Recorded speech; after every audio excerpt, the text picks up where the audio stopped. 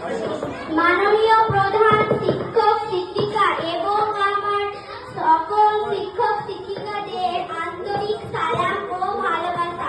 আমার বড় দাদা দিদি ও ছোট ভাই বোন সহপাঠীদের আন্তরিক শুভেচ্ছা এবং ভালোবাসা।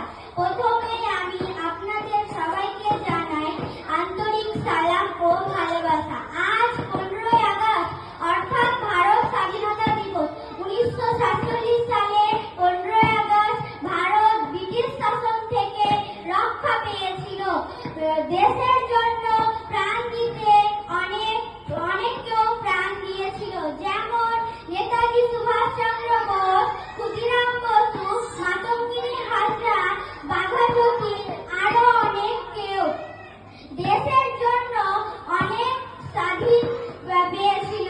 1947 সালে 200 বছর স্বাধীনতা থেকে 1947 সালে 15ই আগস্ট আমরা স্বাধীনতা পেলাম।